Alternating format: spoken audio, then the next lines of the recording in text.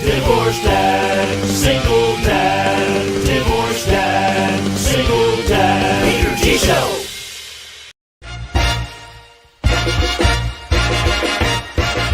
Marriage. What sparked that divorce for you? He hit middle age. Honey boo boo. Nah, honey boo boo. She can do it, I can.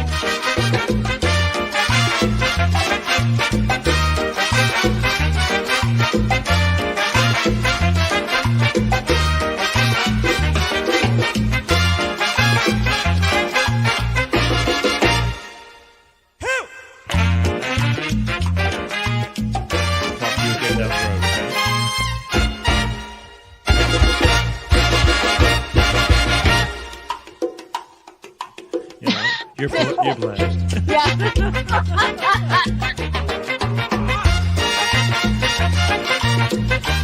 He's on the line right here if you don't know. Just letting you know. Hey, you have to go through the grind and just punching in and punching out.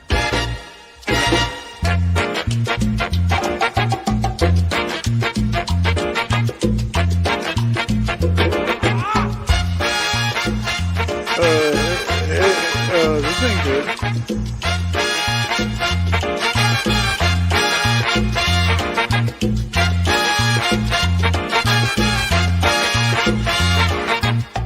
That began, a really incredible run.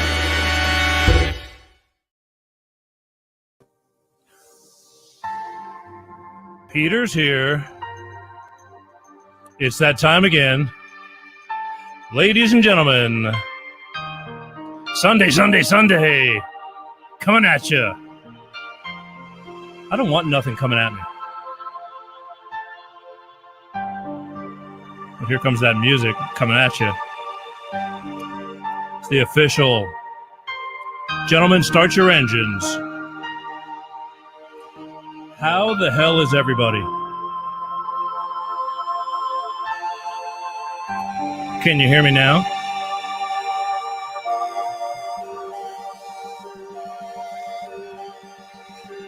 Great show for you tonight. I'm excited.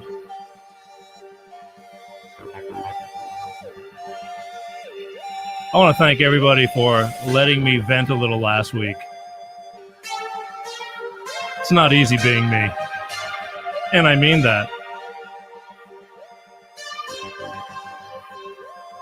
I get a lot of stuff on my mind, and sometimes I just got to take it all and dump the bucket. Feel a lot better after that, kind of. Oh, I forgot I got the banner running. See, I'm sloppy tonight. I was looking at things and I forgot. Tonight's going to be a good night. I'm going to have one of LA's finest musicians on my show. Long time friend. We don't travel in the same circles that much, but we've always remained in the circle. And he's going to be on the show tonight, Mr. Terry Wollman. He's got a podcast, too. We're going to talk about a lot of stuff. Going to cover a lot of ground because I'm basically going to play catch-up on this show with him. So, should be interesting. The time change. Did the time change? We hit, hey, Pete. I got my commenter starting to comment. I'm going to get to that in a second. Sorry, here I go again, all over the map. The time change. I forgot. Not a big deal because most of the clocks, your phone, everything changes by itself. So I got this one little clock, old little clock that I keep and it doesn't change by itself. It's been one of those clocks like you just don't get rid of it because it's been around for so long. And I kept looking at that clock tonight. Needless to say, it was like, oops, I'm behind. Busy day, busy week. But now all y'all been, the minute we went back to the, got dark at 5 o'clock, everybody hates that. I get it. So now we're going back to spring. Enjoy while you can, folks. All right? Enjoy it while you can. Before you know it, we'll be bitching about setting the clocks back again. Anyway. Busy week. I have 5 different projects going on in my house. They're all small projects, but just enough to screw up the whole place. Can't get enough done. And that's the problem. I got too many things running at one time. And then there's this show. I like the show.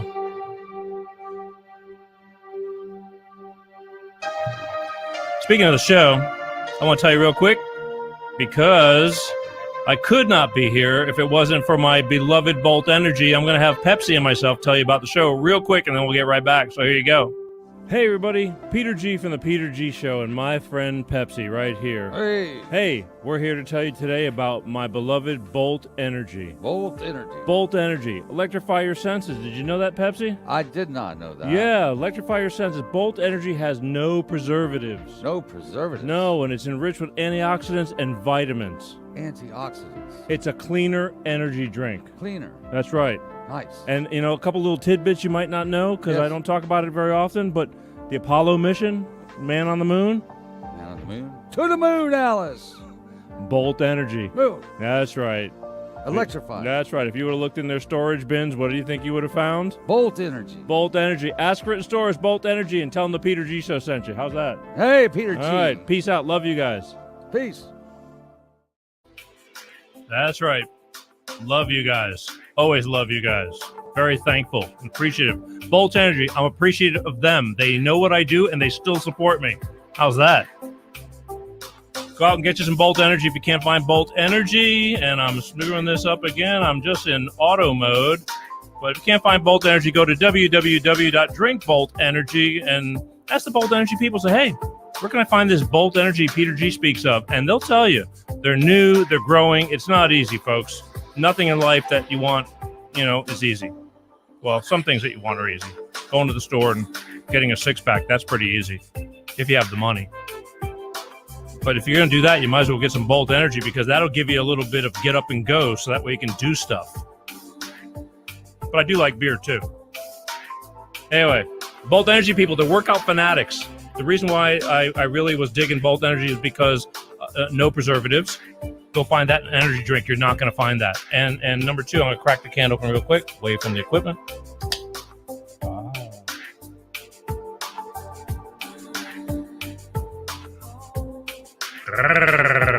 It tastes good.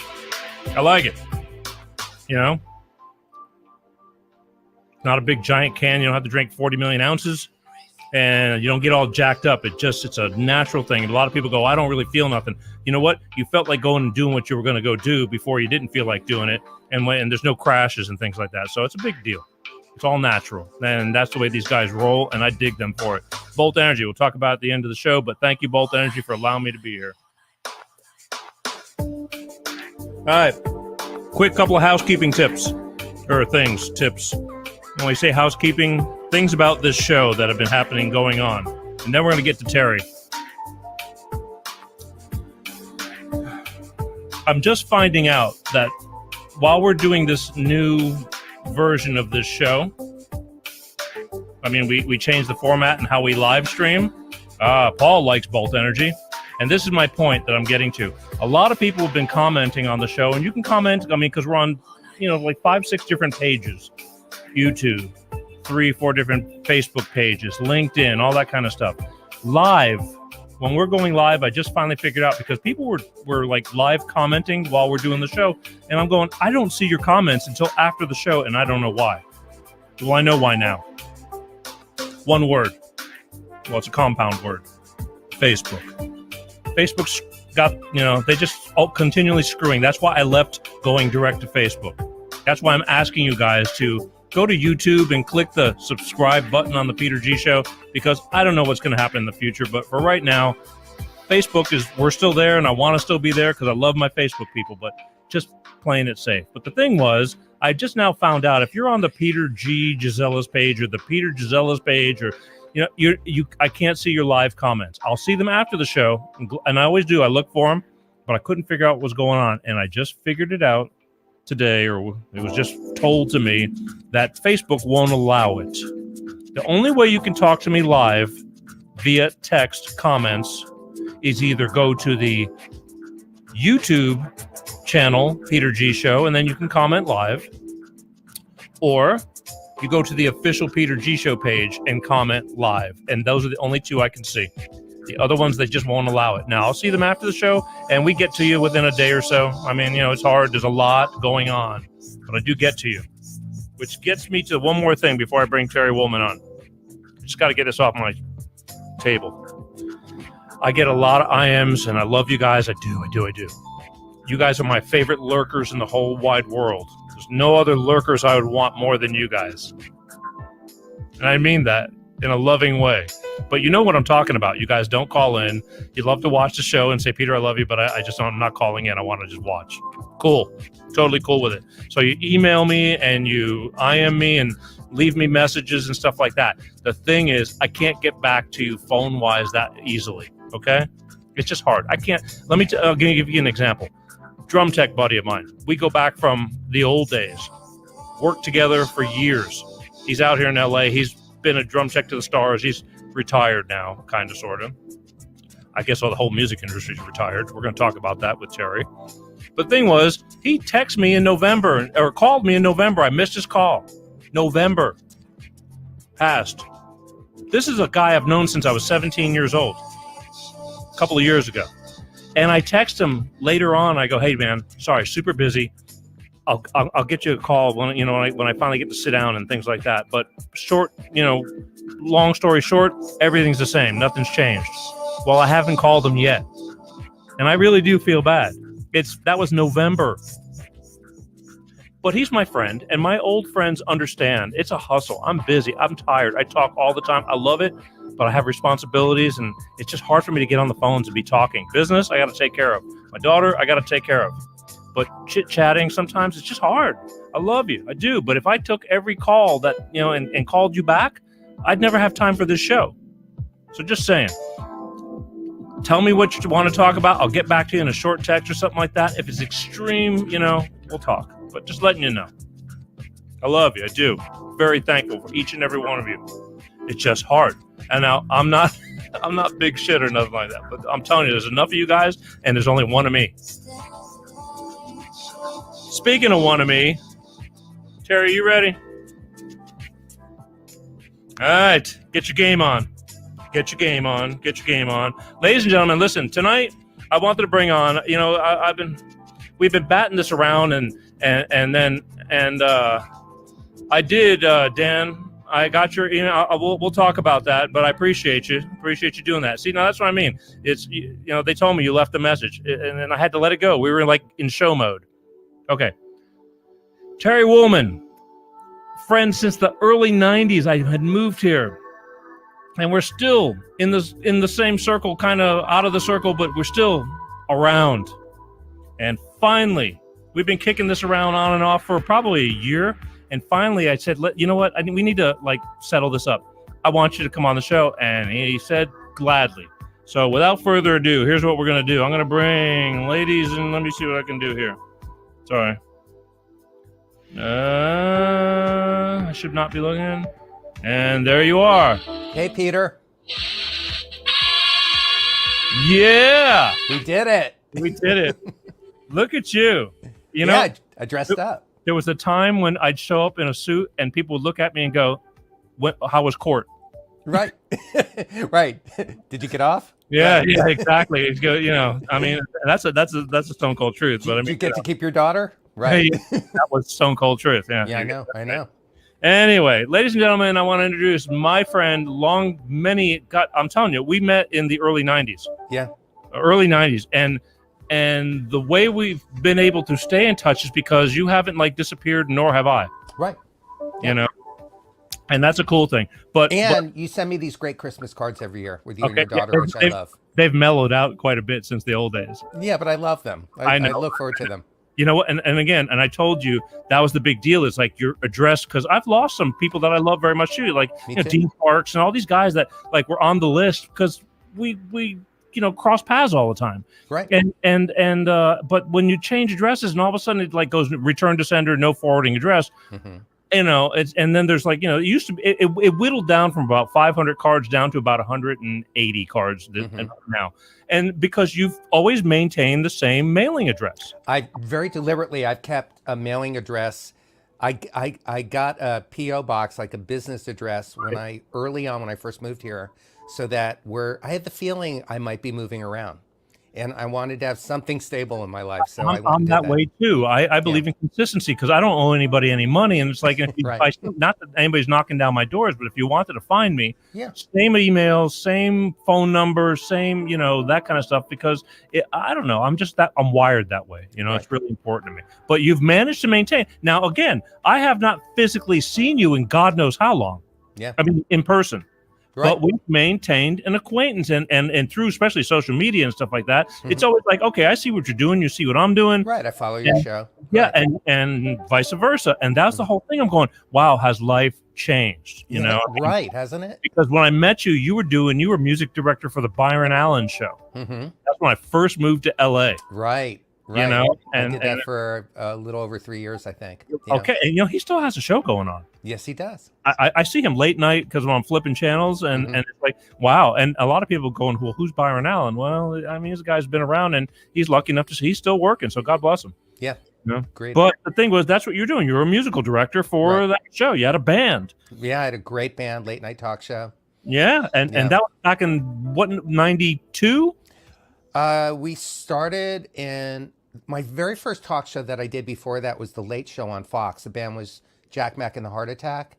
And the reason I remember the year I did that was because that was 1988, because I have props.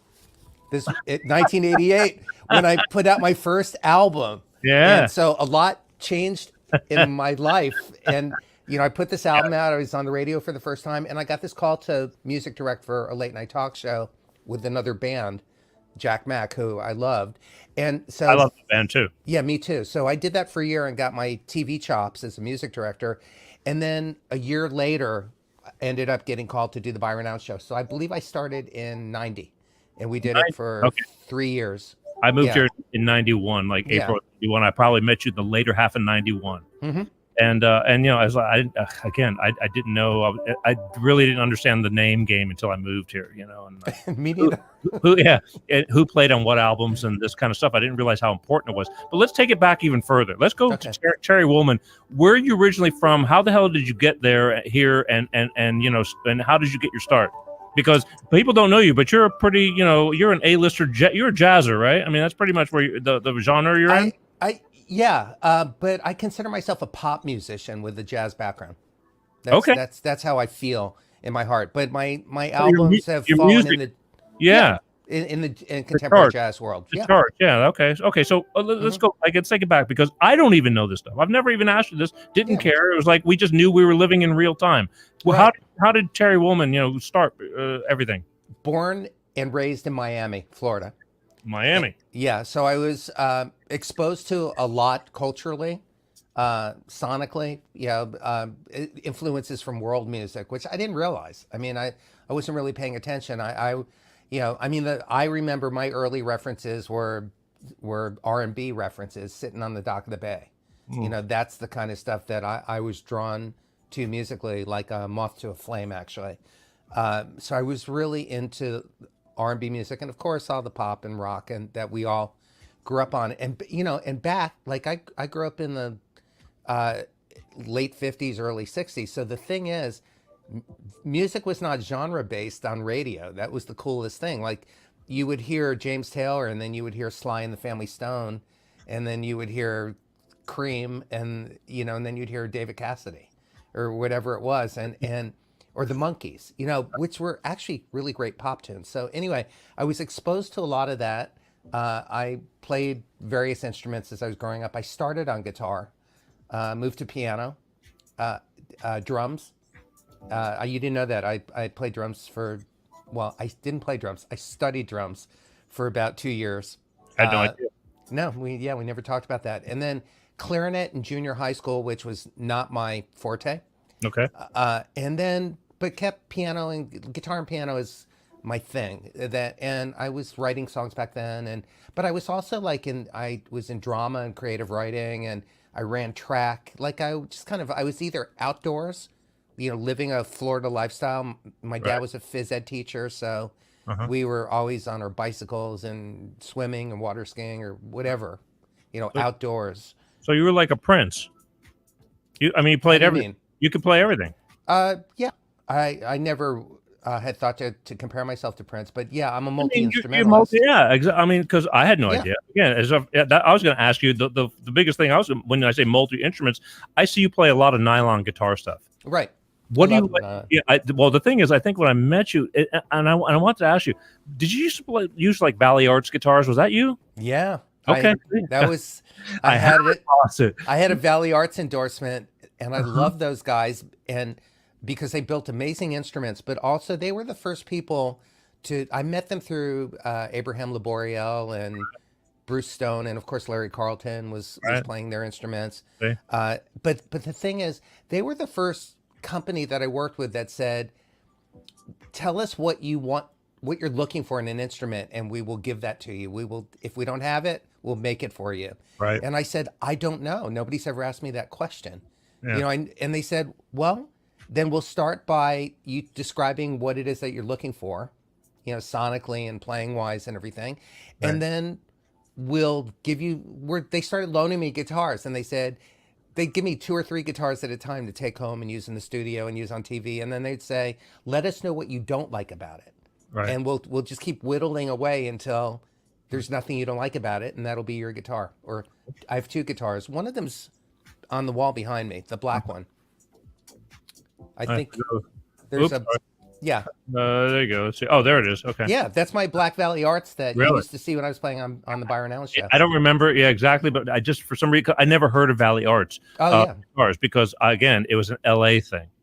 It was, and I knew about them because the studio musicians were using their guitars, and yeah, there was a few people that yeah, but they were great. I mean, that's when I really learned the art and the meaning of artist relationship, where both parties benefit. So, but anyway, so I've always played electric guitar and acoustic guitar.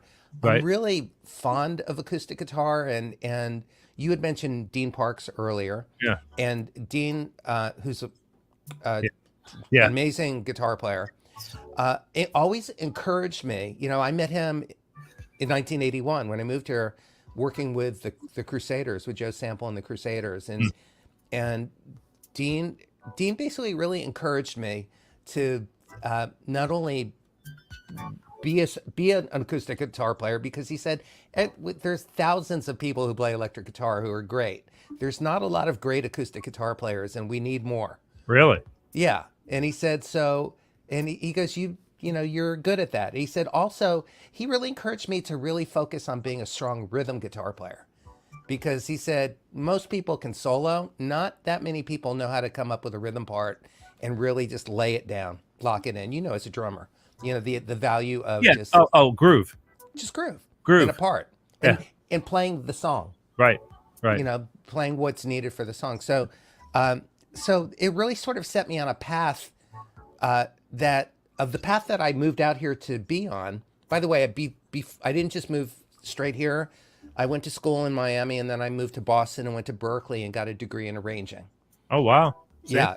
I'm learning only 30 years later. Right. Yeah, well, they never really talked about it. No. But the thing is, I feel like I went into Berkeley as a guitar player. I came out as a musician. I really came out rounded, because I always wanted to produce. I wanted to produce music. I wanted to be, you were talking about, the name game and the credits on the back of the album, but that was my goal. I wanted to tour with other pop and rock artists, being their guitar player. I wanted to be the guy that you'd flip over the back of the album and you would see guitar Terry Wollman, arranged by Terry Wollman, produced by Terry Written Wollman. by Terry Wollman. Yeah, written by Played yeah, Terry 'cause I'm Wollman. sorry. Yeah. This thing about me being on the front of the album Yeah. was not my original plan. Yeah, I didn't even dawn on me that it would be something that I would consider doing. So I grew into that. It just sort of evolved, and I was open to it. And Gotcha. some of that came about, by working in television. I get it, but see, and a thing that I don't know if who's in this the show, whether it's live or lives on after we finish the show. Mm-hmm. That's the beauty of this whole show. It actually builds like a snowball. Yeah. And mine. For those who don't understand, I mean, you've worked with and still do. You work with the best of the best. You're not just like some guy who just happened to be. We're talking the best of the best. There's you've played with anybody who's anybody in this town/world. It's been remarkable. I mean, yeah, you're a really lucky guy. I mean, because everybody wants to strive to achieve that. Possibly, I mean, everybody wants to be a defining star. I mean, that's Right. we're going to get into that with your podcast and all that. Sure. But the thing is, you have. I mean, you're with everybody who's anybody. J.R. Robinson, Quincy's, or you name it. Yeah. You've been very fortunate. I mean, okay. I mean, because we all know. I mean, you could have all the talent in the world and still never achieve these goals. Absolutely. But you, okay. So you came into LA. Well, when you came into LA, how? I drove out here in my Honda station wagon with my Les Paul, an acoustic guitar that I no longer have. This is great. My amp. Yeah. A Champion juicer. Champion juicer. Juicer. Yeah. I've never heard it. For Fender? making smoothies. Yeah, juice. Oh, I thought you were a champ. A champ. I thought a Fender champ. I'm thinking. No. I'm talking about like a kitchen appliance. Why you were into health? Yeah, I've always been healthy. I've always thought it was important to be healthy, to exercise and all right. And work out and eat healthy and not abuse. We get enough abuse from the outside. I didn't want to do it from the inside. All right. But you drove out here, okay? I drove out here, on a wing and a prayer and a dream, like all of us. Came out here. I wanted to be a studio musician, make records, and I wanted to tour with rock artists and pop artists. Being in their band, I wanted to be a sideman, and came out here. Pretty quickly found out that I couldn't get arrested. Took a job parking cars at the Playboy Mansion, 1981, for the first year. How'd you get the job? Great question. And this is what blew my mind. I really didn't know anybody when I came out here. I had my cousin Glenn lived out here. He was a doctor that I grew up with in Miami, and so I knew Glenn. But the thing is, other than that, the only other person I knew was one of the teachers from Berkeley College. One of my teachers had moved out a year before. I'm going to say it again. One of the teachers, not students, of one of the top schools in the world, music schools in the world. To do what? He moved out here to work in the music business. I called him to go, hey, I moved out. I wanted to say hi. And he said, hey, I can get you a job parking cars at the Playboy Mansion. And I said, I really appreciate it. I'm not really interested in doing that. He said, I'm a musician. Well, he goes, you might want to take the job. He was basically in charge of the car parkers. Car parking. It's not all what it's cracked up to be. I mean, no, it's not. But the thing is, I went. It just kind of knocked the wind out of my sails. It was like a gut punch because I went, whoa. You thought wait you were a second, start playing music. Yeah, and then I go, here's a teacher, right, that taught at the school that I was at, right, and he's involved in parking cars. Yeah. This is not good. But I also, I thanked him for the offer. He said, you should really consider it. And I said, I will. I ended up considering it and taking it. But I thought about it for a day or two, and I said, well, that's his path. And I understand what I'm learning right now very quickly in my first week of being here is that it's not going to be easy, but I'll take this job, but I'm going to do other things while I'm doing that. I'm not going to lose focus or sight of what my goal was and what I dreamt to do and what I trained to do, and why I drove myself cross country, first to Boston and then to here. So I took the job. And ironically, and of course I never said anything to him. I didn't want to be disrespectful because I respected this guy a lot. He was a friend. Sure. And he's offering me a job, and he was a great teacher. We were friends in Boston. So, and obviously a supremely talented musician. But I just thought, okay, I'm here on my path. Whoever else is here is on their path. And I'm gonna keep my eye on the ball. Out of parking cars at the Playboy Mansion, I ended up getting an audition for Billy Preston's band, and that was my first rock tour, was playing guitar for Billy Preston. Wow. And you did it. I did it. Let me tell you, I feel I moved here 10 years too late. I should have been here in like 81 instead of maybe, because I thought the business was thriving then. That was like... It was, but when I moved here, I was told that it was over. By who? The Crusaders manager. Really? Yeah. Sid Garris, I met him because I ended up doing work with Joe Sample and the Crusaders, which was I love amazing. Joe. Oh, me too. And the way he's talking, listen at that shit. He's going, oh, yeah. Right. Listen to the way he plays that shit. You knew Joe. Yeah. Oh, yeah. Joe, I'm so grateful. He was cool. He was really cool. He was tough. Yeah. But, coming up in Texas. Yeah.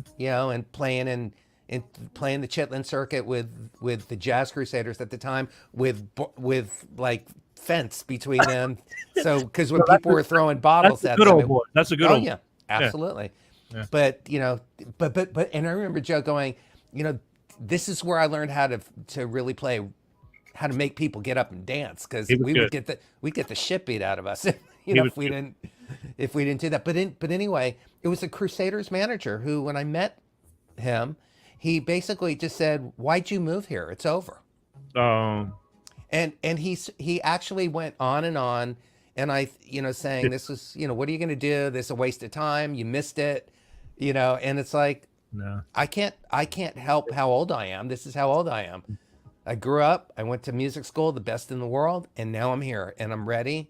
Yeah. And I don't need to be picked up in a limousine. I don't need cocaine. I don't need hookers. All the things that he was implying were over, because they were.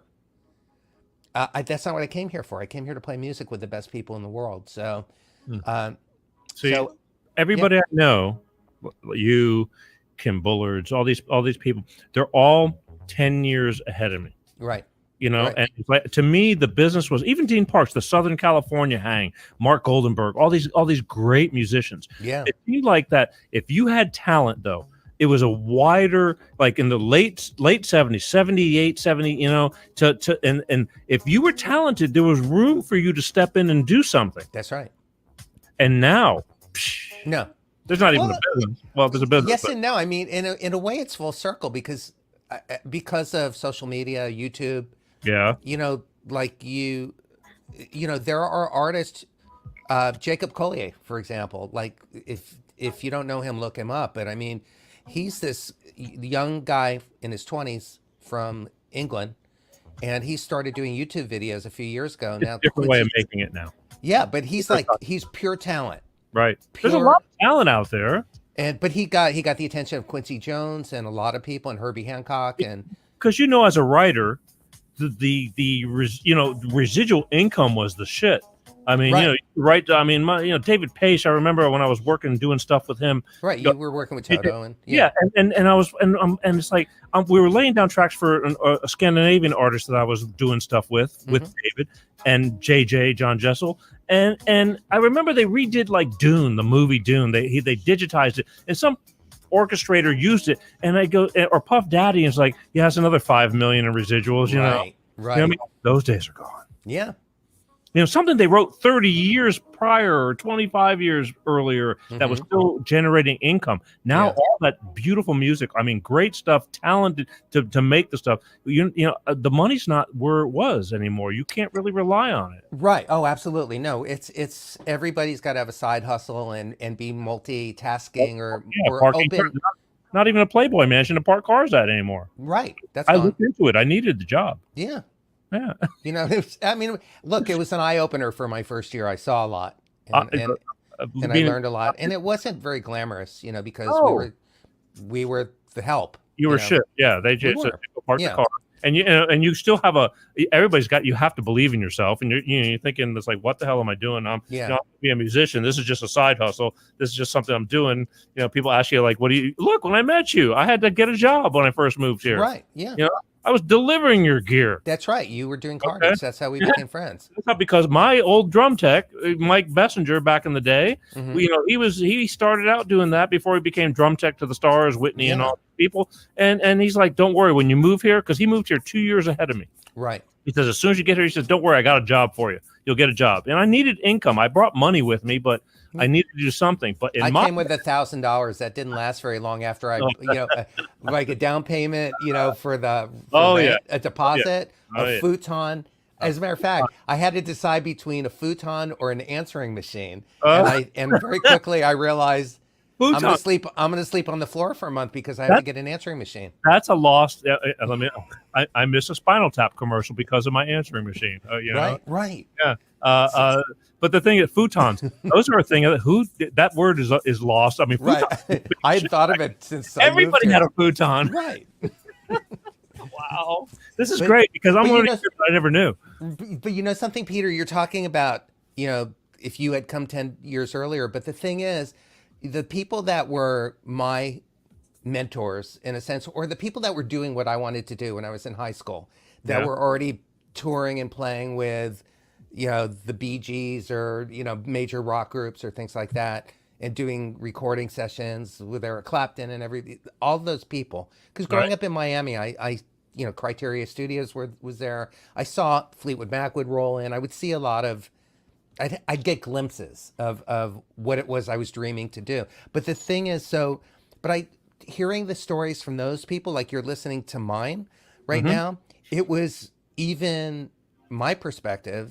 Anybody who was here then who's got 10 years on me, you can correct me, but it seemed like then, like in the 70s. 70s, yeah, even more. I mean, but it's like in the 60s and 70s, if you could play or if you could write a song, right, it didn't really matter. All you needed to do was just show up and tough it out. And pretty soon you'd be in Crosby, Stills, Nash and Young, because you'd be, or you'd be playing with Joni Mitchell, or you'd be, like. Okay, even more. It was. I'd be in, because I'm that old or young, but that'd be way before my time. I wasn't ready for that. Yeah, I wasn't ready for it either. But those were, again, I remember this one friend, Paul Harris, who's a keyboard player, played with Bob Seger and Bee Gees and all that. And I, basically, I asked how he got started, because he was like doing what I wanted to do. He was playing on records and getting calls to do tours and all of that stuff. He was a New York guy. He had moved down to Miami just to thaw out, essentially, and he was working with the Bee Gees a lot, so he was able to do that. But the thing is, he basically said he had moved to California from New York and was hustling and, doing like what everybody does, play demos and hang with people and everything. And he got a call because somebody had a cancellation. And it was like a last minute thing. Hey, man, we need a piano player. Drive to the studio out in Malibu, and he said yes. He didn't know anything more than that. Well, it turned out that it was a B.B. King album. The piano player got sick or flat tire, whatever the story was. And one of the songs that they cut was The Thrill Is Gone. And he played piano on that just because of happenstance. Right. He was here. Somebody knew him. He was good. Right. And then he had a studio career. Right. Just because he played on hit.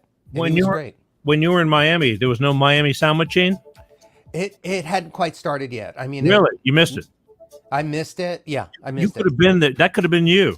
It might have could have been. As a matter matter of fact, my friend John DeFaria ended up in Miami Sound Machine. There you go. Playing guitar. Right there, you wouldn't have to move or nothing. Yeah. Save you the money, your $1,000. That's right. And a futon, or you could add a futon. Yeah. Yeah. Right. Wow. So I kind of missed that. That started when I was in college. Okay, so you got here. I got here. But here's the thing.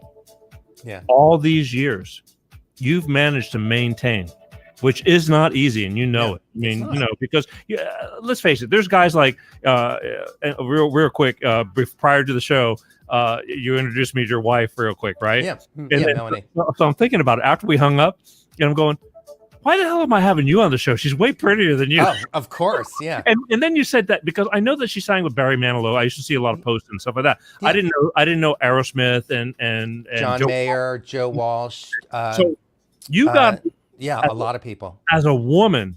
Yeah. Because let's face it, it's a crazy. John Mayer, by the way, John Mayer and Bette Midler. She was a harlot for 10 years. So yeah, that's but it's a crazy business, and as a Yeah. woman, you see a lot because it's a crazy business. So It she's is. got to have thick ass skin Yeah. and just be cool as hell because it is not Absolutely. easy. It is not Yeah. easy.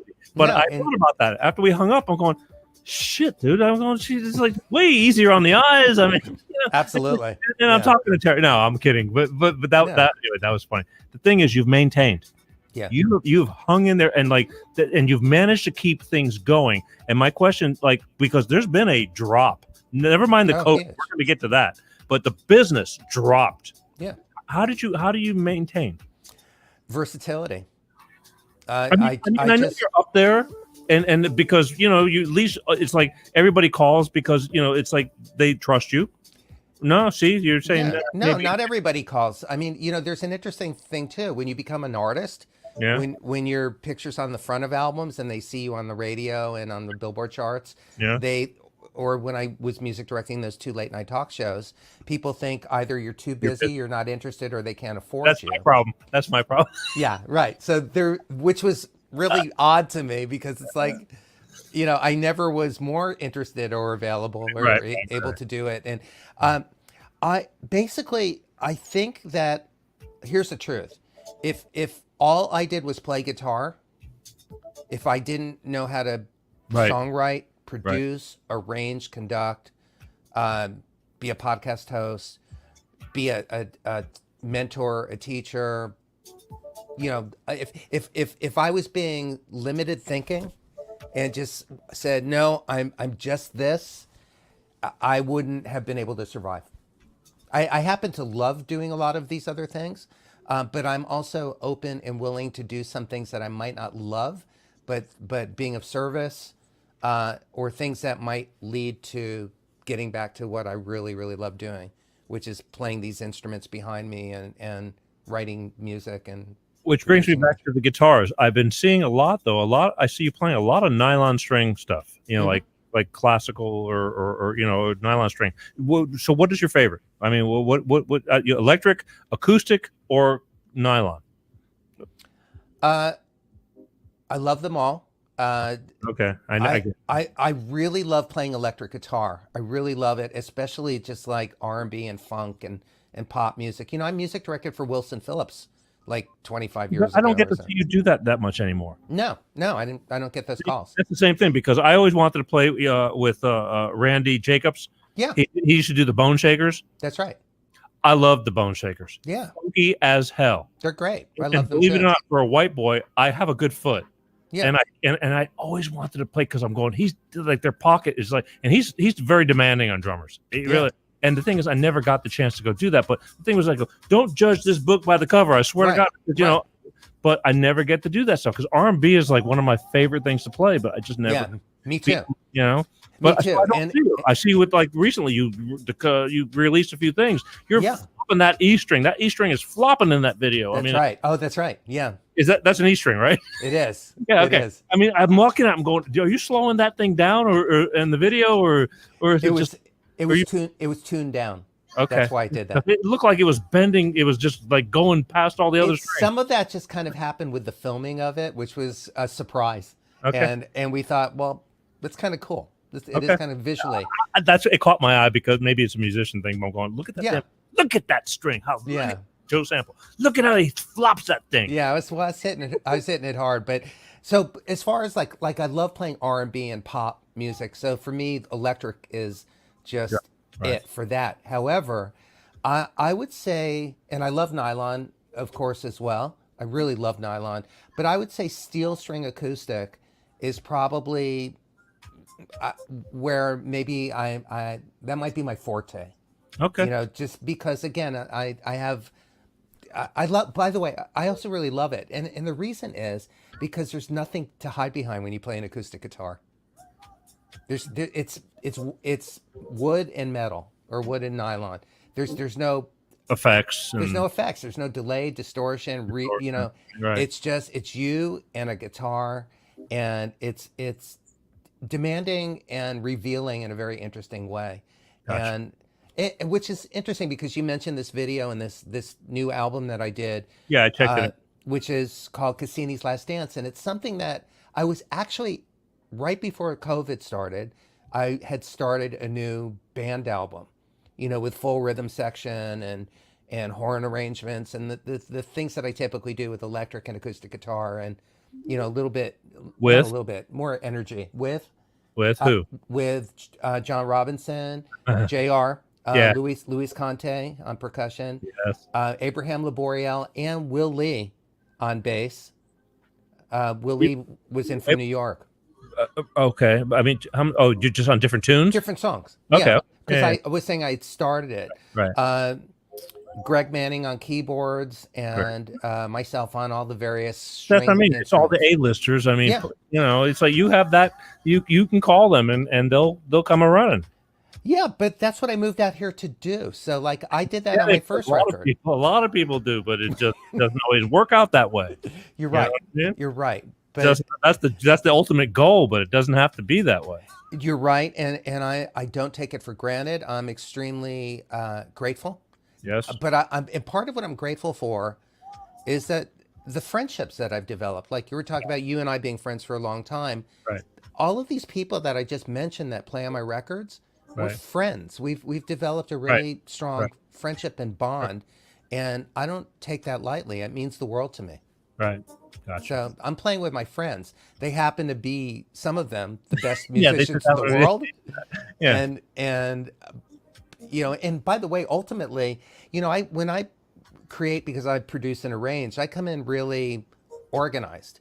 Like I leave room for their creative input in the collaboration, but Song.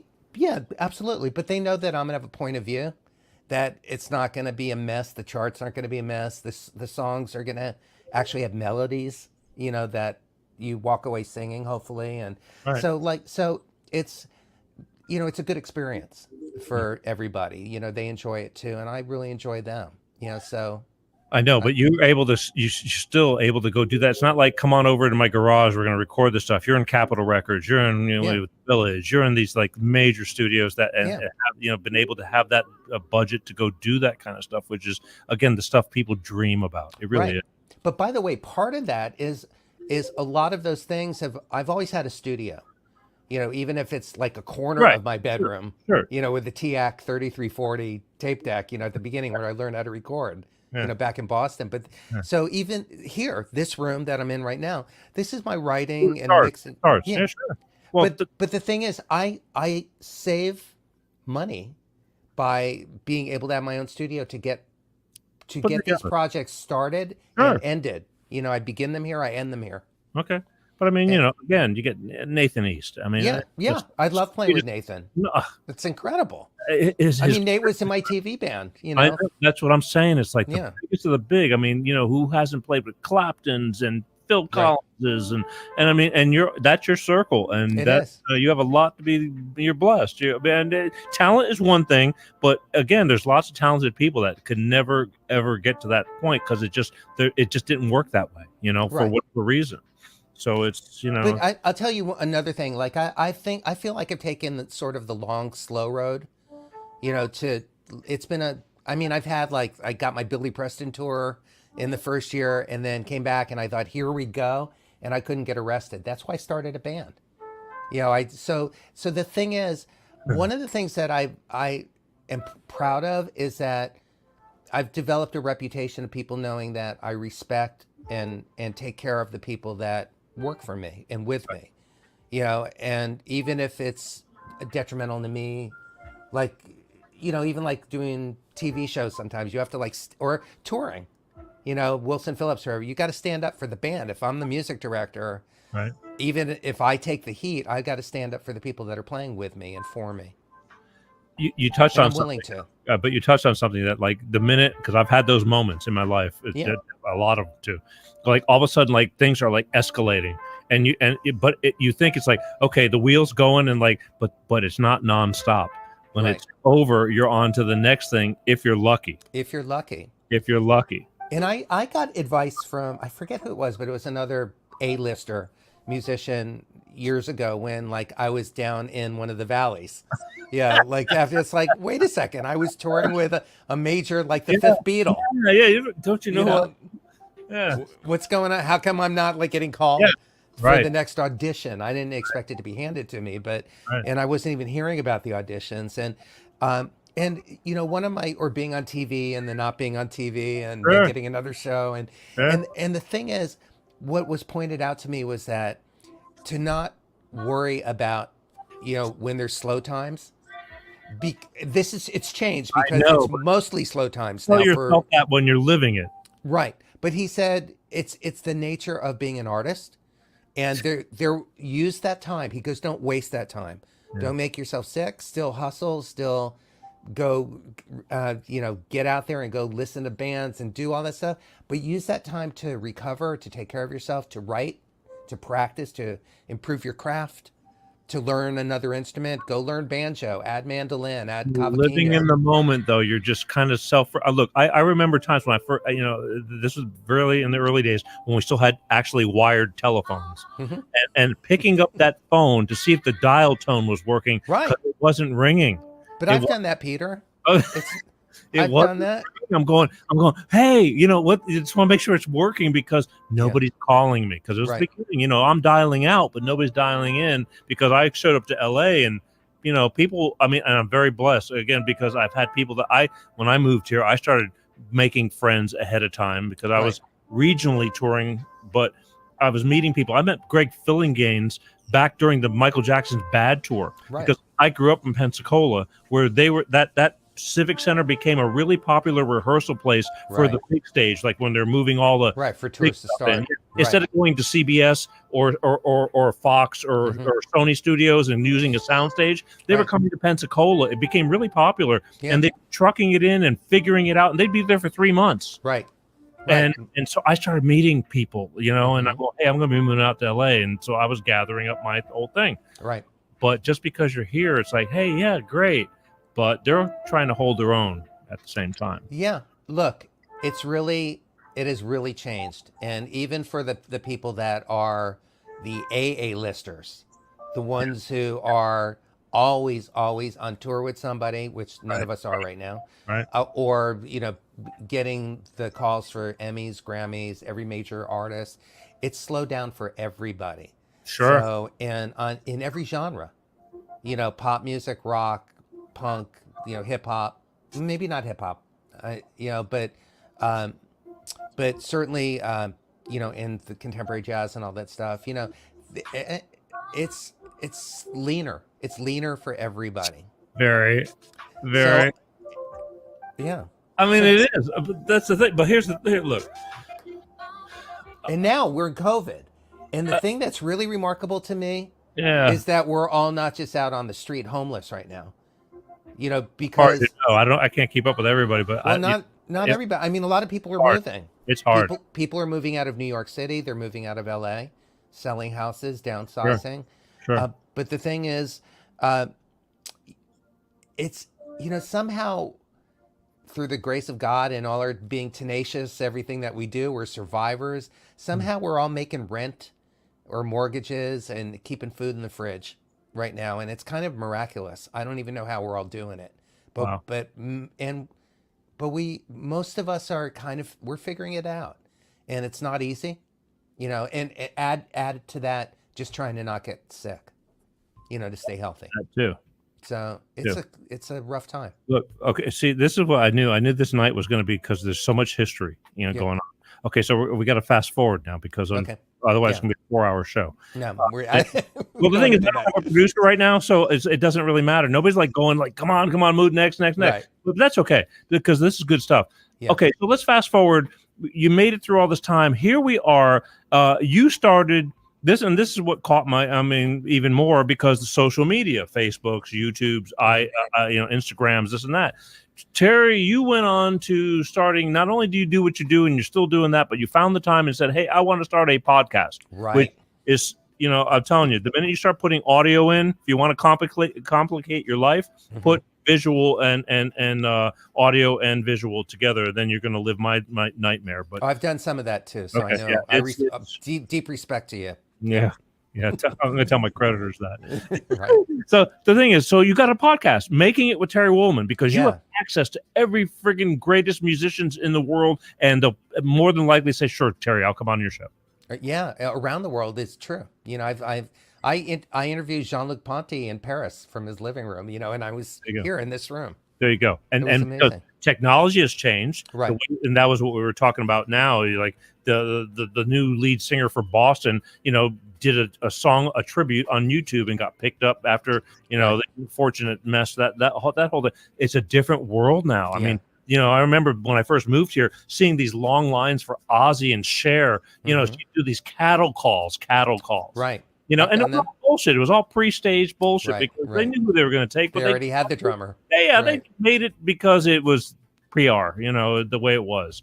But now it's like this is a whole new world. So you're doing Making It with Terry Wollman. Let's talk about your podcast. Uh-oh. I just lost you. Hello. Uh-oh, you froze. Can you believe this? It's a good pose, though. I just lost Terry Wollman. Why, people? Why? Oh, my. Okay. I'm still Hey, there here. you are. Hey, you're back. Thank God. Yeah, good. Okay, so let's see All right. these. Now that tell you this shit happens, Yeah, it does. It and does. we're It's hardwired. life. And we're hardwired. I'm hardwired. Yeah. I know, but you're pixelating on me. Okay. Take a deep breath. Maybe you're not. Maybe you're. Okay. All right. So let's talk about your podcast. How the hell did your podcast start, and what are you doing with it? Well, And where you at? let me work my way back. Let me start with the announcement, because tomorrow I'm launching on a new network, which is called Fireside Chat, and it's Fireside, and it's and I'm doing my first podcast on this new network tomorrow, and then it's going to be every Tuesday at 2 p.m. Pacific time, and Fireside is basically created by created and launched by two people, a young woman named Fallon Fatme, who had this idea. She comes from technology, and she partnered with Mark Cuban, and the two of them created this new network, Fireside, which is, and then they came to me. They somebody had introduced me to them. How do you find Fireside? Fireside.com or firesidechat.com / Terry Wollman. And I sent you right before we started. I texted you a flyer. I'll put it out after, which we'll post later. Yeah, sure. I just can't because we just made the flyer today.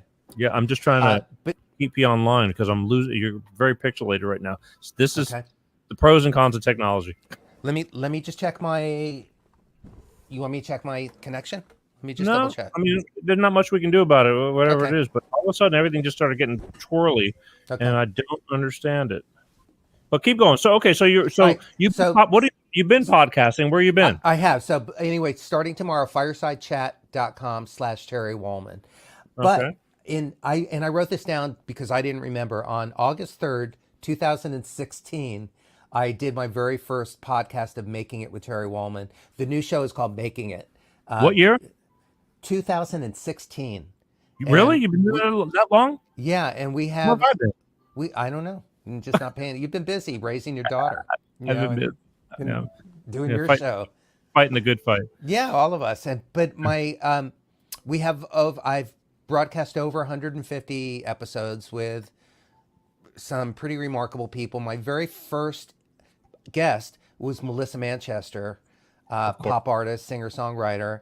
Sure. And then my second guest for episode 2 were Alan and Marilyn Bergman, which was absolutely incredible. The major hit songwriters. And at that point, then I wanted to set the bar high as I could. So when I started calling people to say, I want to be on, I'd like you to be a guest on my show. And they'd say, who else has been on your show? Right. I had those two people to say, and they were interesting shows, because they're fascinating people. Right. So I basically have been doing that for the last 3.5+ years. And then had this wonderful experience. By the way, you can hear all of those episodes at entertalkmedia.com. the network that I was on, or Right. Spotify, iHeart, iTunes, anywhere that you can listen to podcasts. Just go listen to Making It with Terry Wollman, and then the new show's called Making It. See, I got people right now. Just Georgia, she already looked up your firesidechat.com thing. Yeah. Yeah. So sign on, Yeah. and it's gonna be it's basically cutting edge technology. It's gonna be interactive, just like your show. Right. People can join us live and get involved, and I'm really excited about it. So we launch tomorrow. Good. All right. So Yeah. tomorrow.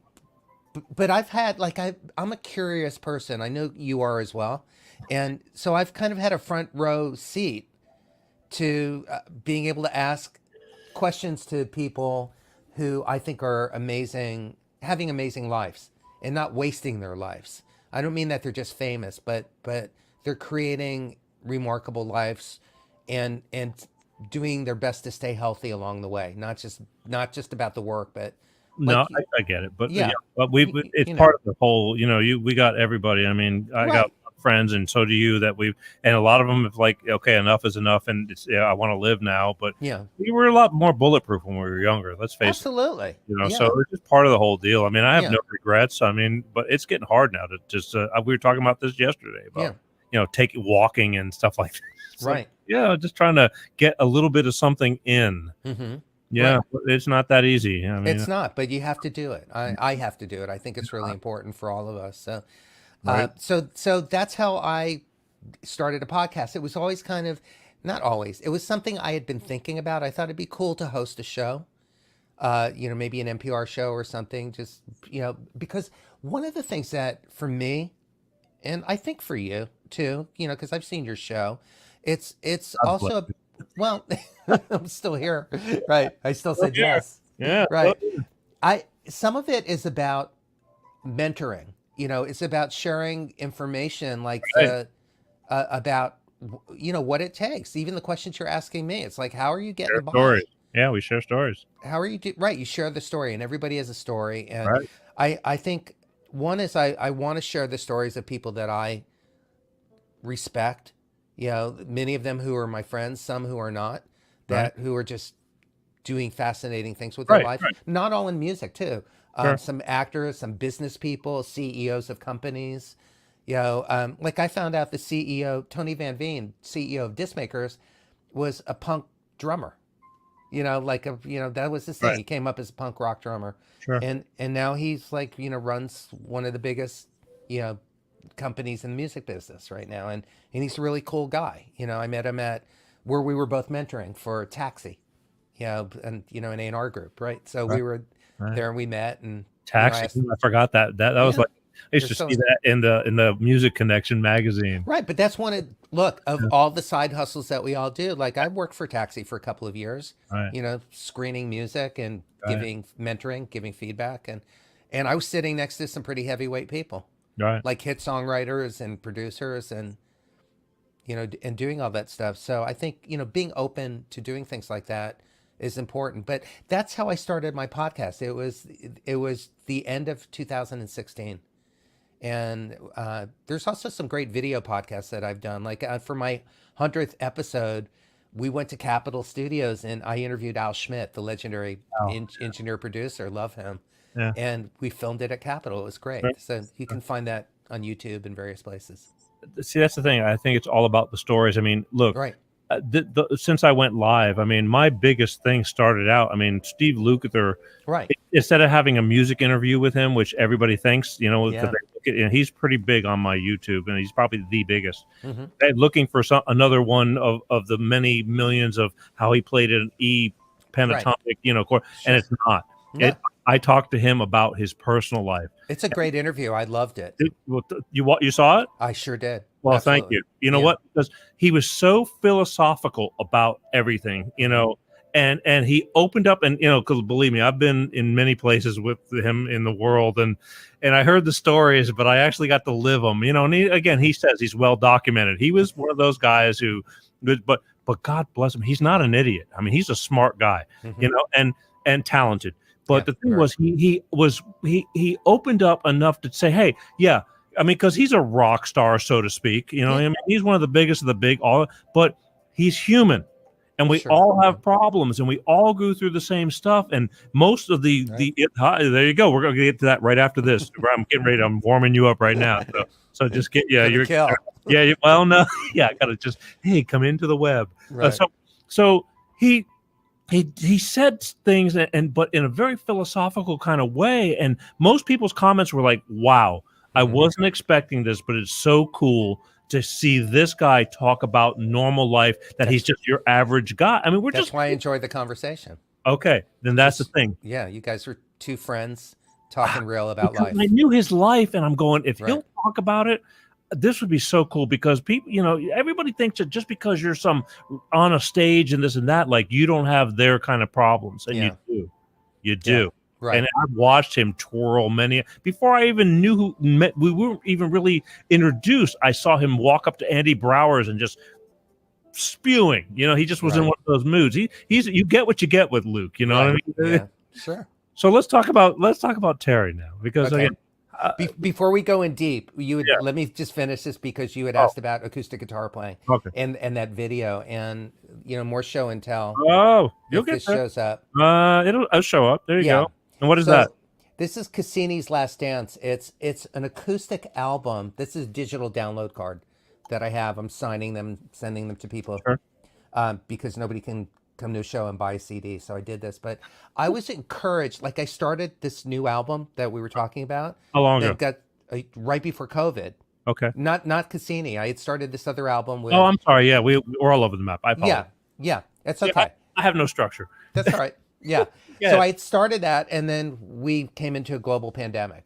Yes. So so I shelved the album that I was doing, because we couldn't get together live to play. Yes. And then I was encouraged to make an acoustic album. A really good friend of mine said, "You have a studio. Why don't you do something right now that's different? Why don't you do something that's just not even pop or R&B or jazz or anything, just like an acoustic music album that truthfully falls more closer to new age or healing arts, or I mean, there's melodies. It's not Native American flutes and which I love, but it's not meditation music, but it's bringing some beauty with acoustic instruments to the world." And I was asked to consider doing that by a friend, to write a couple of new songs that I could just do here in this room without having to be with anybody else. Right. And even re-releasing or remastering some older music or things that I'd never released before. So I put Cassini's Last Dance together and released it, and did this video that you were talking about. And it's been a really cool experience. And while that is out, because it's new and I've been promoting that, and you go to my website, terrywollman.com, and you can get the links to the video you were talking about, and which we did socially distanced, and there were 4 people involved to make a video, and not a village of people, and no budget either. It's we just different did it. now. It's different now. Yeah, but I've gone back now to getting back to recording this record with the band, and I'm doing these virtual remote sessions with people around the country, and I'm gonna have another full band album out later this year. By hook or crook, I'm gonna finish this, and it's coming out really cool because people are available, because everybody's at home. Yeah, that's been right going on now. for a while. Yeah, I mean, So I've done some really cool, exciting collaborations with some artists that I might not have had access to before, because if no other reason, they wouldn't have been around. They would have been somewhere traveling. Yeah, everybody's hustling. I mean, all the that was the problem. Is like when look, in my era, when Pro Tools kicked in, into the point where like I was replacing a lot of songwriters' crappy drum tracks. Right. And then crappy drum tracks were no more. There was some great, all of a sudden, there was drum sampling got to be, keyboard players got all the work replacing stuff, and there was JR or Kirky B. Yeah, Kirk. I love Kirk. Like you worked your ass off to stay home and do nothing but session work. I remember Kirky B being at the Village, and he's going, and he was like, he was doing a commercial with the Wojan Brothers or something, and he's like, God, it's so good to be like playing with the cats, because I'm so sick of sweetening loops. Oh, just stupid stuff like that, because the times were changing. Yeah. and so then like JR, he's another one. He stayed home and got to be everybody's, recorded musician as he always was. But then he's had to start jumping out and doing gigs that he didn't really plan on that, Right. Who would you rather have? J.R. Robinson, multi-platinum, 40 yeyears, like the most recorded drummer, or Peter, what the hell's his name? And at a discount, you know what I mean? Right. Going out to play because times were changing. Mm-hmm. Let's get real quick. in. I'm going to tough it. This isn't going to be that bad. Okay. Personal life. You're married right now. Yes. You recently got married, what, a year ago? Not even. Over a year ago. Oh, over. Time flies. Yeah, a little bit. Almost a year and a half. Okay, but ever married prior? Yes. Oh, see? Right. Yeah. Any kids? No. Forgot to have kids. Okay, no, not forget. Because like Greg Philgaines, as much as I knew the man, I had no idea he was married he's been married 4 times. Yeah. He's been on the show. And he's a dad. Yeah. But see, it's like we don't talk about this stuff. No. It's I got married after we met. LA? Here in LA. No, here in I waited. I waited because I didn't want to mess it up. Okay. And also I was focused on getting good. Right. Getting great. Yes. And it takes a lot of work or it has for me, and just growing a career and everything and just trying to keep it all going. So but I did get married, and what year? It's funny. I remember the year I got divorced, but not. You know what? I remember the But date. you know why? What? No, because I was on the road touring with Keb Mo, and I have a poster in my hallway that says 2006, and I just remember that it was a rough year. My heart was breaking, but I was also doing this fantastic tour playing with Keb Mo. Okay, so this is after, and then we just we're different. So we were. I was married for 5 years. So 2001. 5 years seems to be the number. We were together for 5 years before that. Yeah. About 4 or 5 years, but I was married for 5 years. Okay. Yeah, and wow. Again, you think you know a guy. Yeah, and then this is what we do. I was in it, but it was. It's hard. Yeah. You managed to maintain and at least hold on to your hair. God bless you. Yeah, not my house, but my hair. My mind just like the It's not easy. But I'm alive. I had to keep looking at the bright, Right. Yeah. Because it's a tough one. I mean, it's emotional. It's like I don't think anybody gets married to go, well, I'm gonna get married, but if I get divorced, what the hell? No. This was like I wanted to do it once, right, and do it right. But my parents were divorced. Right. I didn't want to have a kid and then put them through a broken home. I felt like I wanted to make sure I had the tools, like the emotional tools. But here's the thing: no matter how much you think you got together, look, right. It's just life. And also, 2 people need to want to be in the marriage, not just you one. got that right. It takes 2 people to get married, only one to get divorced. That's right. It took me about 45 minutes to an hour to get married, and it took me almost 3 years to get divorced. Yeah. And only I had a child involved, so that was that. Right.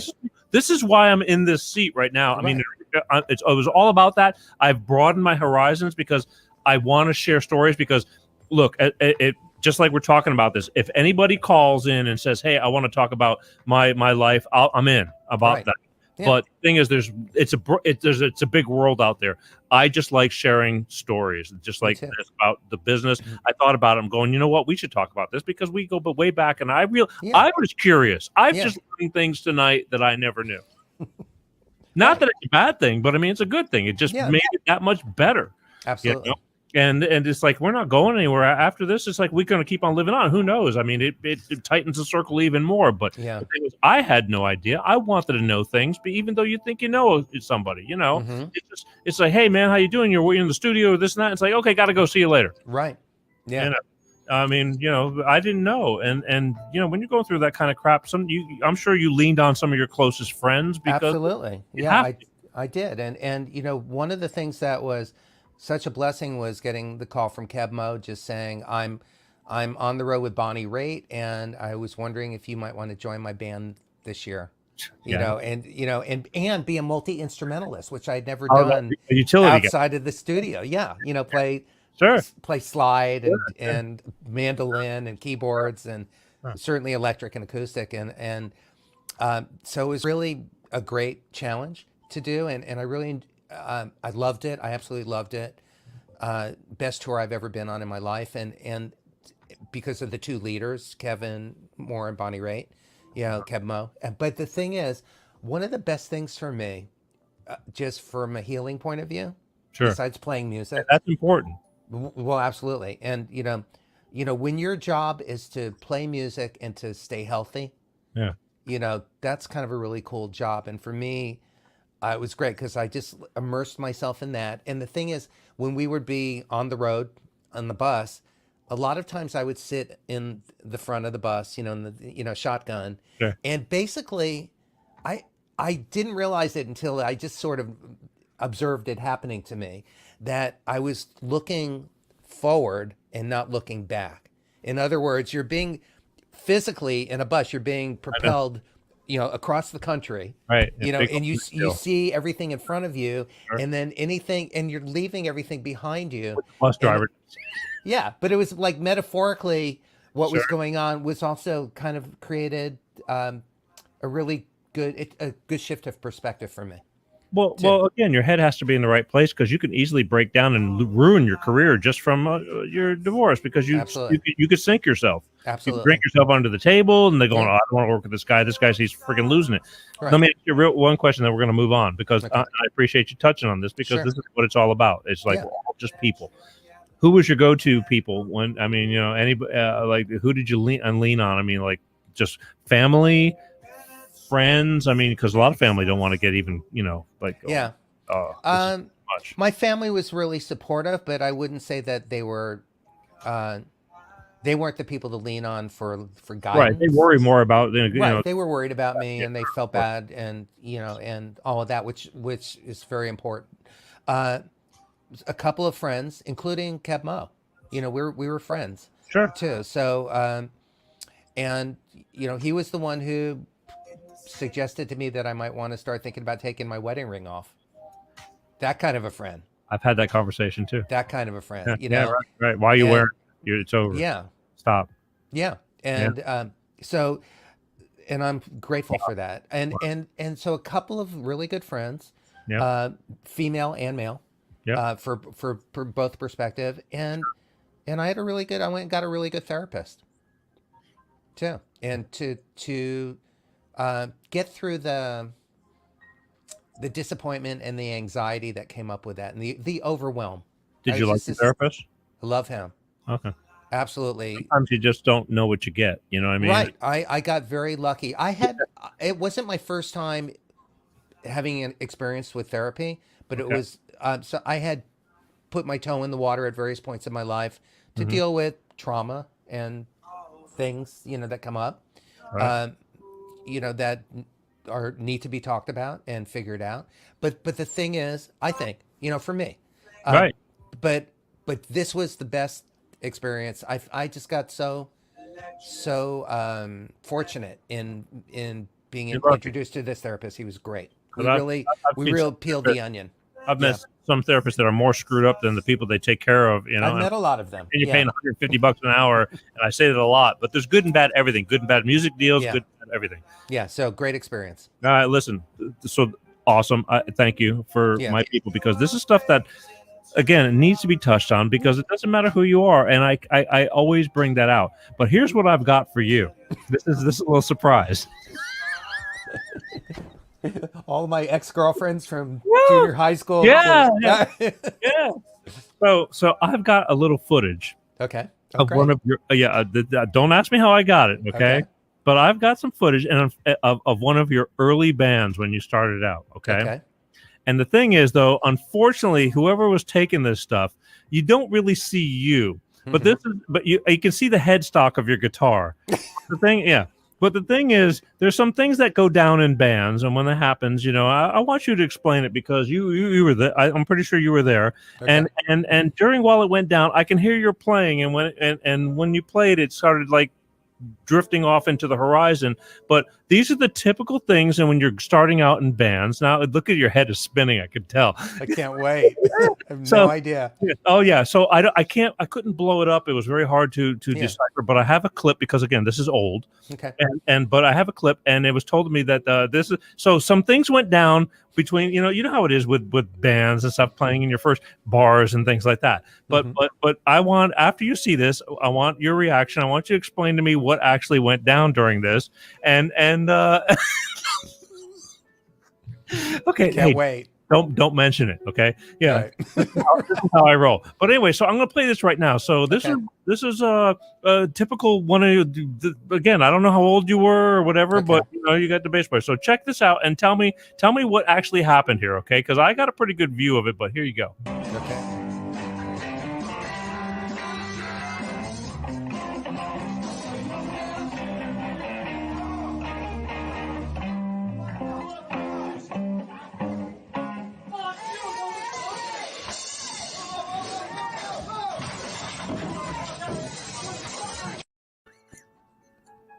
So That's a rough memory for me. okay. But I mean, apparently, like something. I guess the singer, little blonde dude, whoever you had, was cocky, and he had a beer in his hand, and and he wasn't happy with the drummer's tempo. Something was told but I can hear it now. I don't know because you were too busy taking this in, but listen to your playing. I'm gonna play it one more time. I want you to see how like everybody started, and like your bass player, I don't know what his name was, you probably know him, but listen to how you faded away because you were in oh fuck mode. Okay. By the way, I've never been really big on people bringing alcohol onto the stage while we're playing. This is a good example. This was a long time ago. Don't try this at home, kids. But here, check it out one more time.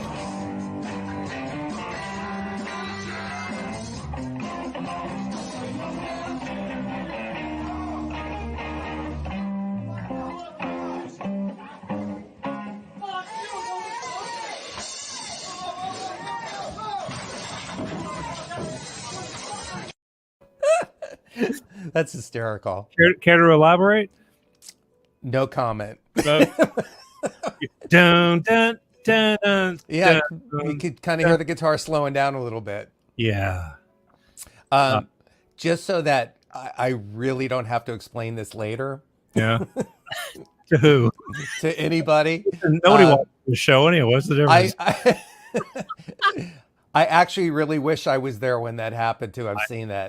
I'm sorry. I know we're joking. It was sent to me by some of my musician friends, and I saw that, and I go, "Wow, this is the perfect time. I'm going to bring you back to the roots." It's and great. It could have been me. We've all done those gigs. Oh, well, we can't tell because it was only a headstock, but the look on your face watching it, priceless. Priceless. All right. Yeah. Well, Listen, we've all had some experiences. Fortunately, that was not mine. But the reason I love it so much is because I can relate. I grew up in the South, and I can relate. But I mean, you don't need to be stop that. Yeah. Don't mention it. Okay. All right. Listen, Terry Wollman, amazing as I figured it was going to be. Tell everybody where they can find you because I got about 6 minutes. We're going an hour and a half as opposed to an hour. Wow. Okay. Well, see how fast time flies? No, I know that. It's my show as well. Yeah, and I don't an hour care. long, and it's a blink of an eye. And that's the thing. Nobody tells me, but I go, if I'm going to go over an hour and a half is good, but good stuff. I mean, I'm just saying wow because I didn't eat dinner yet. Well, I don't eat dinner before I do the show. Believe it or not, after I do. Only because I remember Mike Piccaro at one point going like, "Aren't you going to eat?" And he's like, "No." And I go, "Why not?" And I was again way younger, and I could pig out, right, and never bother me. Now, if I eat, it's like, ugh. Right, yeah. So I don't even eat before the show because I'll feel bad. I'd rather eat after. Yeah. So there you go. So where can people find me was the yes, question. Absolutely. Well, first of all, terrywollman.com, TerryWollman.com is the portal to everything that I do. But I do want to, since you asked, I would really love for everybody to go to my YouTube channel, which got a is YouTube youtube.com/terrywollman. Terry Wollman. And please subscribe. Yeah. And telling people. subscribe to Peter G as well. And here's why. I'm telling you, it was something you were talking about it a little bit at the beginning of the show, and it's like I wanted to mention and encourage everybody, if you find this conversation and all of your conversations or mine on my podcast interesting, it's a really simple way to support artists right now. Yeah. And it doesn't cost anything. You don't get spam. Nothing happens. You just hit the subscribe button and nothing changes, except it helps not only promote, but it helps monetize our YouTube channel. So so please go to youtube.com/terrywollman and also to yours. Flat out Terry Wollman. Terry Wollman. There you go. Yeah, really simple. And my Instagram is at Terry Wollman, Twitter at Terry Wollman. So, and again, the new show is called Making It, and you would find it at firesidechat.com/Terry Wollman. And same thing, go sign up and join us. And because I've got new music coming out, I'm always working on things and always keep it. It's like spinning plates. A lot of balls in the air. Believe me. Okay, here's the thing. Yeah. Tonight I said you asked me about phone calls. Can you take phone calls? Yeah. I forgot. We got so enthralled. I think we covered enough to where even if people wanted to know something, I forgot. I just flat out forgot to open up the phone lines because I got a lot out of this. After 30 years, April will be 30 years I moved here. Wow. You know what I mean? Cool. And the thing is, I've known you 29 and a half years. Yeah. And I learned something tonight, which was really great. And I thank you for it. I don't know, again, the world, we kept talking about it, and then life makes you busy, and it's like, all good intentions, but we finally made it. And again, if whatever you need, this show will live on. This is the beauty of it. Yeah, great. Believe me, it goes into reruns, and I share it, and I push the shit out of it, and make little clips, and whatever. A great show, and thank you. We get residuals for that, right? What? Wait, hang on. Sorry, I lost you. Your audio cut out. Yeah, staticky. Let me tell you, I don't even monetize my YouTube channel. I don't even care. I want people to watch, because for you, it's a different story. For me, it's like production, big, go stream onto something else. It wasn't worth it to me. I just want people to watch, and I go. But I do too. That's really the main thing. Like the Cassini's Last Dance video is up there that we did. Yeah. There was another video we didn't even talk about, but everybody can find it on my YouTube channel. Sure. I co-wrote and produced a song and video called Beautiful Sound of Us during the presidential election that we just had to inspire and encourage everybody to vote. Right. So there are important things that I want people to see. I want to share with you. And same thing with your show. That's the thing. You want, because one thing leads to another. I'm not. Let me tell you something, and I'm sure probably with you too, because it's never been about the money with me. I need money, but it's not about that. It's about the love of what we do. Right. We all started that as kids. We loved playing music. And again, before I let you go, I just want you to one more time just get a grasp and check out your old band and make sure that you're not forgetting something, okay? Just one more time, because I think maybe you've forgotten this, but it might come back. You may have blocked it out of your head like a mental thing. It might have actually really been me. You might need to talk to your therapist about it. I'm not really sure, but the thing is, I want you to check out one more time, because it may come back to you, and we'll talk about it later. But here.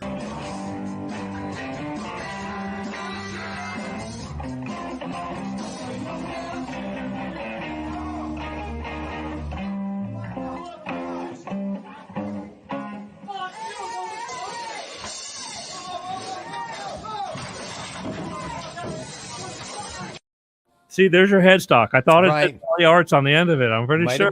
Might have been. All right. One more thing that I don't think you know about me, but I ended up studying martial arts for over 20 years. And one of the things karate and jiu-jitsu, but one of the things that one of the most valuable things that we learned is how to not get in a fight. Not get into a fight. Yes, absolutely. And also how to stop a fight. Right. You know, as it Well, you were starts, way so. over the end. You were having. I was ready. The song needed to keep going, but it got when the bass player started pooping out, and it was like I just wanted to bring that up just in case. Yeah, that wasn't me. Okay. I'm sticking. That's my story, and I'm sticking Well, to you know it. what? Yeah, the problem is that we can't verify. So That's good point. yeah, so you're cannot confirm nor deny. Well, All right. there are some other videos to balance that one out as well that you can see on my YouTube channel. Yes, we can go do that. Terry Wollman, thank you, Peter. thank you. Yeah. This has been even better than I knew. I always have a hunch, Yeah.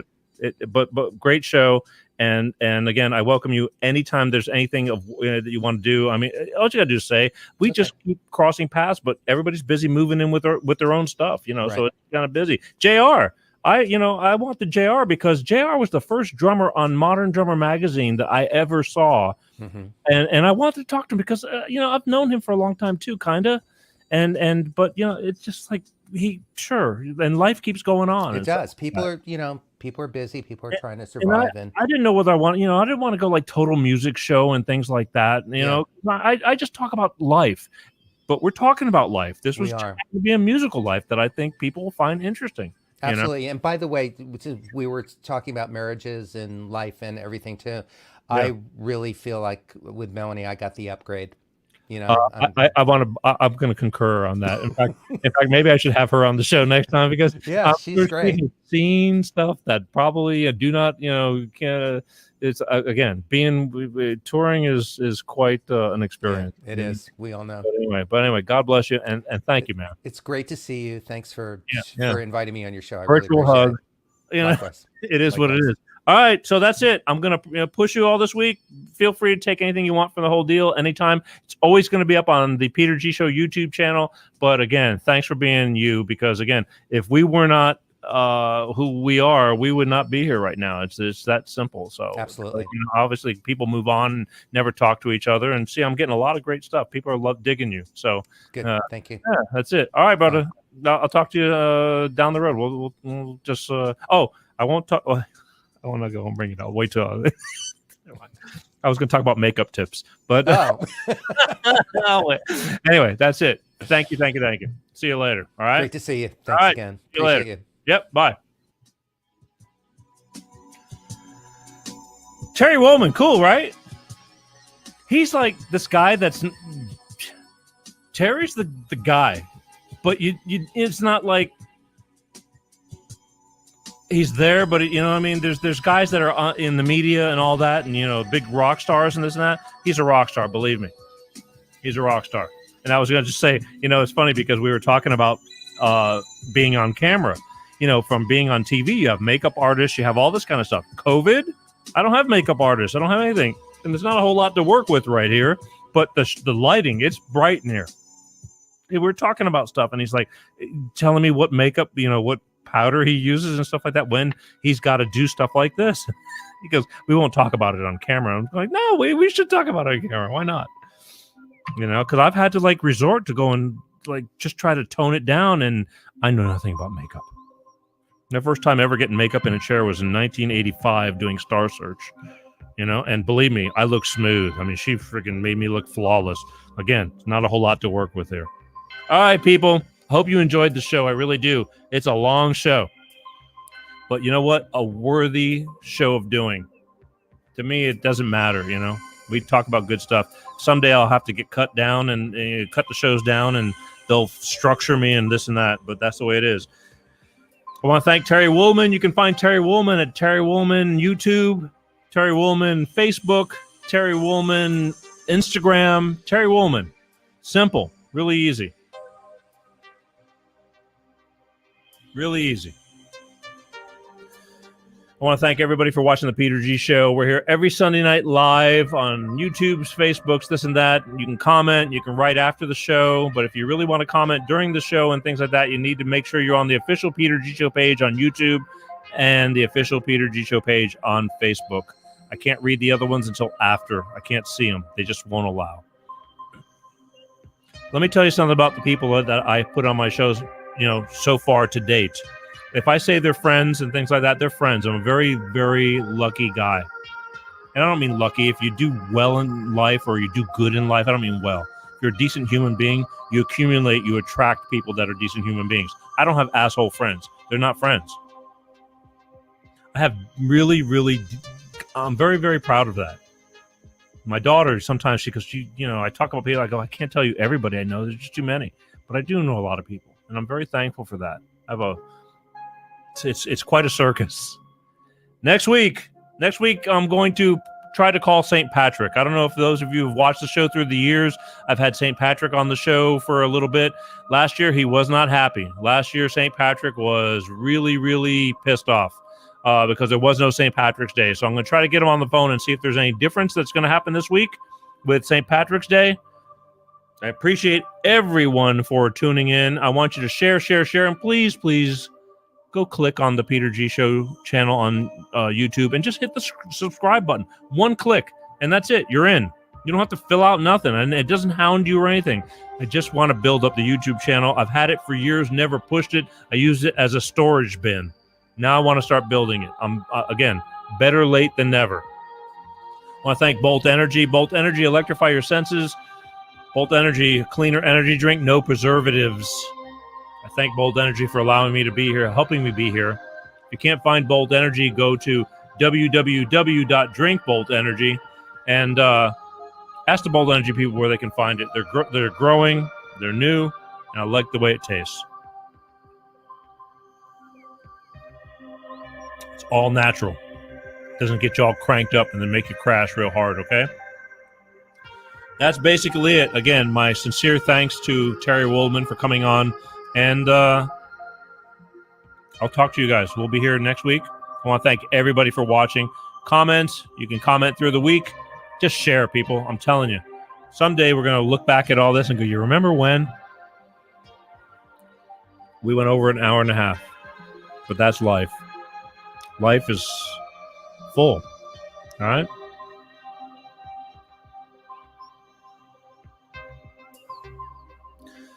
Love you guys from the bottom of my heart. I have some of the most sincerest people, fans, lurkers. I can't get to all of you, but if you leave me messages, I'll answer you back. Trying to get back to phone calls, that's a little bit difficult, and I apologize. I told you. My closest friends, I can't find the time to talk to some of them because life is full right now. It's a hustle. When I have 100 people working for me, I might have more time, but right now it's a lot dependent on me to bring this to you. And I love what I do, and I love you for watching what I do. All right? So again, from the bottom of my heart, I love you. Stay safe. Be kind. Don't be an asshole. We got plenty of those, but don't take any shit from anybody either. I mean, you got to stand your ground at times, but try to be kind. We forget. We get numb. All right?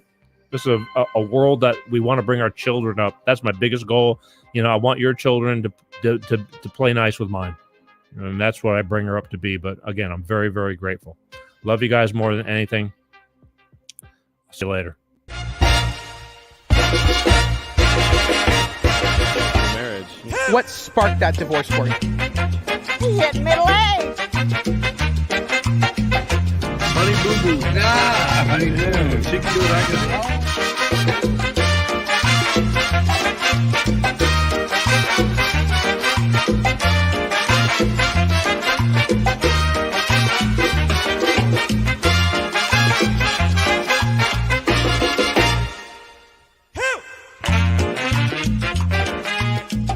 Talk to you again down the road, okay?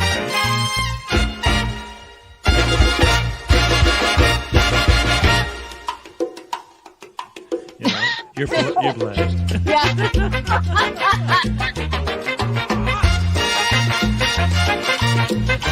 He's on the line right here if you don't know. Just letting you know. Freaking hate and have to go through the grind and just punching in and punching out.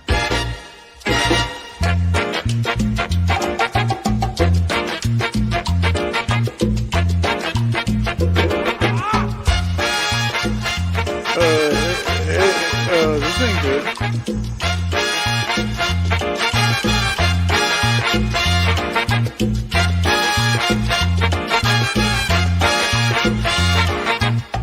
That began, a really incredible